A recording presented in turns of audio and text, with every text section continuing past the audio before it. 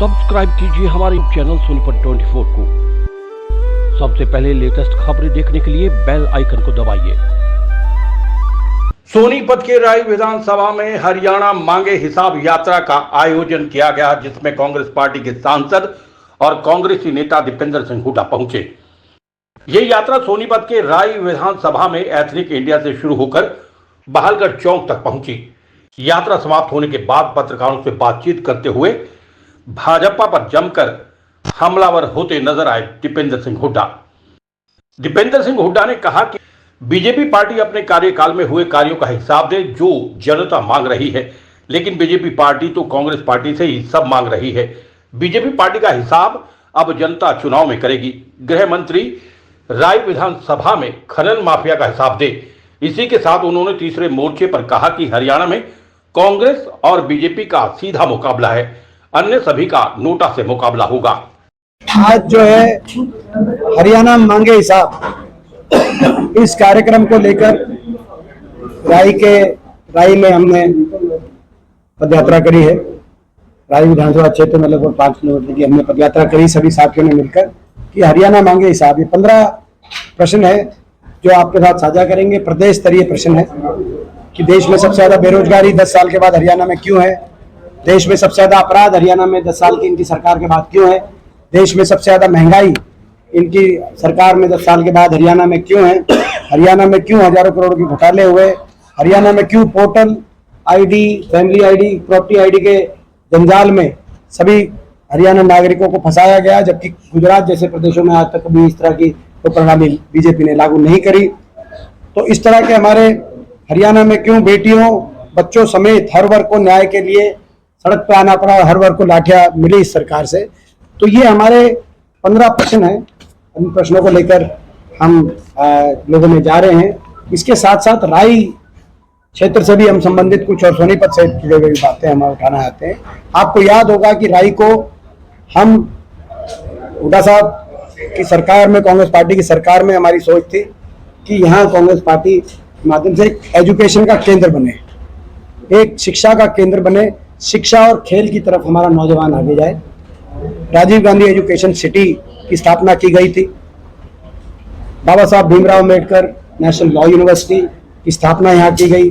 Chaudhary Chhoturam university Murthal में बनी। भगत फूल सिंह कानपुर में महिला यूनिवर्सिटी बनी। तो कहीं बड़े बड़े प्राइवेट यूनिवर्सिटीज, चाहे SRM यूनिवर्सिटी हो, चाहे जिंदल यूनिवर्सिटी हो, उसको समय अशोका यूनिवर्सिटी हो, इन सारी यूनिवर्सिटीज को हम लेके आए उस समय सोनीपत में। एक और दूसरी तरफ राष्ट्रीय शिक्षा के संस्थान, चाहे वो निफ्टन हो, चाहे वो IIIT हो, Indian institute of information technology. तो ये जो राष्ट्रीय शिक्षण संस्थान है, इन राष्ट्रीय शिक्षण संस्थानों को भी उस समय सोनीपत के अंदर इस राजीव गांधी एजुकेशन सिटी और इसके आसपास, ताकि शिक्षा का एक ऑल्टरनेट सेंटर हम देते दिल्ली यूनिवर्सिटी के अलावा देश के नौजवानों। आज उस सोच को तो आगे कहां बढ़ाते, पटरी से तो उतार दी। शिक्षा की बात आप लोग, एक कोई कॉलेज, कोई यूनिवर्सिटी, कोई स्कूल तो छूट दूर की बात है, स्कूल बंद हो गए, कई मर्ज हो गए, कई राई हल्के में भी, लेकिन स्कूलों की तो दूर की बात है। यहाँ तक कि डाइट पे भी ताला लगा हुआ है, जो हमारे समय डाइट आपने देखा होगा। तो शिक्षा की तो ये स्थिति है। मगर दूसरी ओर आज हब यहाँ पर प्रदेश में जैसे हुआ, उसी तरीके से राय भी शिक्षा की तो पटरी से उतर गया, मगर पटरी पे चढ़ गया। तो अपराध आज आप मुरथल में देखो, हर ढाबे के आगे पुलिस के पहरे लगे हुए हैं, फिरौतियों का हर ढाबे के आगे पुलिस का पहरा लगा हुआ है। तो हर गांव से कोई ना कोई गैंगस्टर निकल रहा है। ऐसी स्थिति आ गई, अपराध बेकाबू हो गया। आज नशे में आपको याद होगा, एक तो शायद वो अशोका यूनिवर्सिटी का वीडियो था जो है, आपको याद होगा। तो अपना नशे में ऐसी स्थिति बन गई है हमारे पूरे इस क्षेत्र की। नहीं तो खेल और शिक्षा की तरफ हम लेके जाना चाहते थे क्षेत्र, आज नशे में राइस स्पोर्ट्स स्कूल का भी आपको याद होगा। हाँ, और प्रिंसिपल नहीं है, ये स्थिति है। तो आपने देखा आज अपराध और नशे की तरफ और दुर्दशा, इलाके की सड़कें टूटी हुई हैं, पानी निकासी की स्थिति नहीं, आप लोग देखते हो, हम भी देखते हैं, क्या करें। और भ्रष्टाचार चरम पे, आज यहाँ पे माइनिंग माफिया पनप गया है। तो माइनिंग माफिया, अभी गृह मंत्री जी आए थे, वो हिसाब की बात कर रहे थे, वो यहाँ पे राई हल्के के माइनिंग माफिया का हिसाब देते गृह मंत्री जी। मैं उनसे ये कहना है, लगता है आपको यात्रा आपकी सफल होगी, क्योंकि कहीं ना कहीं गृह मंत्री ने कहा है कि हिसाब हुड्डा साहब आप मांग रहे हैं, जबकि 10 साल का हिसाब हम आपसे। मैं उनसे पूछना चाहता हूँ, उन्होंने कल जिक्र किया, कई बार जिक्र किया, हमारे कांग्रेस के इस कार्यक्रम हरियाणा मांगे हिसाब पे उन्होंने प्रहार किए और अपने स्वयं के मुख्यमंत्री से ज्यादा उन्होंने हुड्डा साहब का नाम अपनी भाषण में लिया। तो 10 साल के बाद मैं उनसे ये पूछना चाहता हूं, वो अपने काम बताते 10 साल में। जिस सेंट्रल यूनिवर्सिटी में प्रोग्राम था वो भी हमने, हमारे टाइम बनी हुई थी महेंद्रगढ़ की, वो अपने काम बताते हैं और अपने कामों के आधार पर लोगों के बीच में जाते हैं, वो हिसाब देना होता है। लेकिन वो 10 साल के बाद भी कह रहे हैं कि हम कांग्रेस से मांगेंगे और हुड्डा साहब का नाम ले रहे हैं। तो आप अंदाजा लगा लीजिए कि उनका कोई, उन्होंने काम किया नहीं, केवल हरियाणा को विकास। वो तो ये कह रहे हैं दीपेंद्र जी कि हुड्डा सरकार में सिर्फ 45,000 करोड़ रुपए केंद्र सरकार से आया, लेकिन बीजेपी की सरकार में 2,59,000 करोड़ रुपए आया है। तो आप ये बताओ, आप ये थोड़ा सा जानकारी में आपको मैं लाना चाहता हूँ कि उन्होंने जो बताया है, हरियाणा पूरे देश की सरकार का जो बजट है, पूरे देश की सरकार, मेरे ख्याल वही आज जो है 40 लाख करोड़ के आसपास का भारत सरकार का टोटल बजट है, ये मैं आपको बताऊं। तो एग्जैक्ट फिगर आपके साथ साझा करूंगा, बिल्कुल करेक्ट फिगर आपके साथ साझा करूंगा। तो अब वो ऐसी बात कर रहे हैं, उन्हीं का अगर आंकड़ों की बात वो करना चाहते हैं तो आंकड़ा तो मैंने बता दिया। उन्हीं का गृह मंत्रालय का आंकड़ा है मार्च का कि देश में सबसे ज्यादा अपराध हरियाणा में है। ये केंद्रीय गृह मंत्री जी के मंत्रालय का आंकड़ा, शाह साहब के मंत्रालय का आंकड़ा है मार्च में, नेशनल क्राइम रिपोर्ट ब्यूरो गृह मंत्रालय के अंतर्गत, कि देश में सबसे ज्यादा अपराध दर हरियाणा में है। देश में नंबर 1 पे फिरौती दर, नंबर 1 पे अपहरण दर, नंबर 1 पे डकैती दर, नंबर 2 पे हत्या दर, नंबर 1 पे महिलाओं पे अपराध आज हरियाणा में है। तो उन्हीं का आंकड़ा, उनके मंत्रालय का, अगर उनका आंकड़ों की चाहिए तो उसी आंकड़े का जवाब दे दें। अभी हाल में ही अभी एनकाउंटर शुरू हुए हैं, सोनीपत में हुआ, उसके बाद हिसार साइड में भी हुआ, तो इसको कैसे देखते हैं? कानून व्यवस्था सुधार हो पाएगी इससे? ये आपको जानकारी नहीं है शायद, ये पूरी जानकारी आप लेना है इसमें कि हरियाणा तो अपराधियों की शरणार्थी स्थली बन गई है। अपराधी दंडनाते हुए दूसरे प्रदेशों में वारदात करने के बाद हरियाणा आ रहे हैं और हरियाणा की सरकार और हरियाणा की पुलिस इतनी आज विफल साबित होगी कि दूसरे प्रदेशों की पुलिस को आकर हरियाणा में वारदात करनी पड़ रही है। आप थोड़ा चेक करना वो दिल्ली पुलिस ने किया कि किसने किया वो वारदात जो हुई है। दिल्ली पुलिस से आप पूछो, आप जो नहीं, आप एक दिल्ली पुलिस का वक्तव्य देखिए, जो डीसीपी जो है जो गोयल साहब, आप जिन पे फायरिंग हुई, दिल्ली पुलिस के बाकियों पे जो फायरिंग हुई, आप उनसे पूछे। देखिए, ये मैं केवल कहना चाहता हूँ कि जिन पुलिस वालों पे फायरिंग हुई है आप उनसे भी पूछ लो।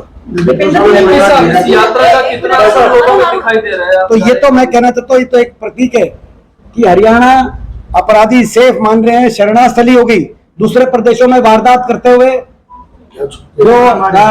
जो अपराधी हैं वो हरियाणा में भाग भाग के छुपने की जो है आज ऐसी स्थिति आ गई हरियाणा में। अपराध को लेकर बेकाबू बेखौफ अपराधी दंडनाते हुए घूम रहे हैं। किसानों को रास्ता खाली करने और उपेंद्र जी तो एक शहर में आप गोहाना में जाके देखें, गोहाना में देखो, जैसे आपको इस तरह की, जैसे मैंने मूर्थल का बताया आपको, आप गोहाना में जाके देखो इस तरह की जो बंदोबस्त गाड़ियां होती है जैसे कश्मीर टाइप में। किसानों ने अम्बाला में आंदोलन, एक सवाल करो यार, लेकिन कोर्ट ने आदेश दे दिए हैं कि किसान हमारे देश के हैं, रास्ता खाली किया जाए। शंभू बॉर्डर का हमारे सरकार से हम ये कहना चाहते हैं कि शंभू बॉर्डर खोला जाए। अम्बाला वासी बहुत त्रस्त है। मैं कल अम्बाला शहर में था, मेरा कार्यक्रम। अम्बाला शहर वासी बहुत दुखी है और वो ये कह रहे हैं कि सरकार ने बंद कर रखा है। अगर कोई किसान संगठन जाकर जंतर मंतर या दिल्ली में कहीं जाके अपना मांग लेके जाना चाहते हैं केंद्र सरकार की तरफ, तो उसके लिए शंभू बॉर्डर रोकना जो है, मैं समझता हूँ कि और इतने लंबे समय तक रोकना, अम्बाला वासी इससे त्रस्त हैं।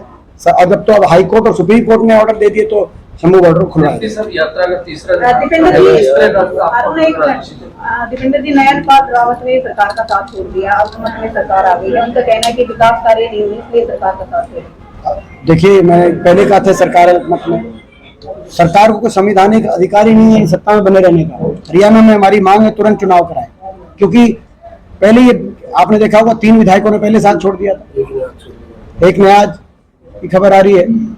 तो ये अल्पमत में आ चुके, गठबंधन पहले ही इनका टूट चुका है। और केवल विधायकों ने साथ नहीं छोड़ा, जनता ने इनका साथ छोड़ दिया है। इसका प्रतीक ये है कि पूरे देश में सबसे ज्यादा विपक्ष को वोट कहीं मिली है तो हरियाणा में मिली 47.6%, ऑलमोस्ट 48%। हमारे केवल 5 लोकसभा सांसद ही नहीं आए, हम भी भाजपा से हमारी 2% ज्यादा वोट आई है, भाजपा से ज्यादा विधानसभा सीटों में हमारी बढ़त मिली है, और 90 के 90 विधानसभा हलकों में कांग्रेस के वोट प्रतिशत में जबरदस्त बढ़ोतरी हुई है और भाजपा के वोट प्रतिशत में जबरदस्त गिरावट आई। यहां तक कि हमारा वोट प्रतिशत 1984 के बाद अब कांग्रेस का सबसे हाईएस्ट लेवल पे आया है। तो ये केवल विधायक ही सरकार का साथ नहीं छोड़ रहे, जनता इस सरकार का साथ छोड़ चुकी है। लेकिन बीजेपी के नेता ही कह रहे हैं आपको सबसे ज्यादा वोटों से जिता हरियाणा में, तो इससे बढ़िया हिसाब क्या होगा? आपकी बात में दम है सर। प्रदेश में तीसरा मोर्चा बनता दिखाई दे रहा है, इनेलो और बसपा। कोई कुछ नहीं। हरियाणा प्रदेश में ये हमारा मानना है कि हो सकता है कि हरियाणा प्रदेश में सब अपनी पार्टियां, लेकिन हरियाणा प्रदेश में जो आपने लोकसभा में देखा 2 ही मुकाबले हैं, कांग्रेस और भाजपा का, और तीसरा INLD जेजेपी का नोटा से। 2 मुकाबले, कांग्रेस और भाजपा के बीच में मुकाबला है। बाकी तो इन दोनों, ये जो जेजेपी और INLD है, जो बीजेपी की बी टीम है, बीजेपी के इशारे के बिना कुछ करती नहीं है दोनों पार्टियां, इसीलिए आज इनका राजनीतिक जो बेस है वो खत्म हो गया। इनका मुकाबला चल रहा है नोटा से। और अब जो है प्रदेश की राजनीति में लोग समझते हैं कि कई गठबंधन भाजपा के इशारे पे विपक्ष की वोट को काटने के लिए, भाजपा के इशारे से विपक्ष की वोट को काटने के लिए कई गठबंधन किए जा सकते हैं, लेकिन इस तरह के वोट काटू गठबंधनों को प्रदेश की जनता तरजीह नहीं देगी। भाजपा के तमाम नेता जो हैं एक लगातार जवाबी हमला बोल रहे हैं, ये कह रहे हैं कि बाबू बेटा ने हरियाणा को गर्त में जाने का काम किया जब उनकी सरकार थी। इस प्रकार के बोल जो हम क्या रहे हैं, क्या आप उनसे पूछो। प्रजातंत्र में जनता के आशीर्वाद से, जनता के साथ से ही कोई भी जनप्रतिनिधि चुन के आता है। और जो है, मैं धन्यवाद करता हूं अपने प्रदेश वासियों का, रोहतक लोकसभा क्षेत्र वासियों का। मैंने 5 लोकसभा चुनाव लड़े हैं, 5 में मेरी मत प्रतिशत कांग्रेस पार्टी की सबसे अधिक मत प्रतिशत रोहतक से आई है, और इस बार भी न सिर्फ हरियाणा में सर्वाधिक मतों से लोगों ने आशीर्वाद दिया, मगर देश की भी कांग्रेस दूसरी बड़ी। तो लोगों का प्रजातंत्र में जो है, मैं समझता हूँ लोगों के आशीर्वाद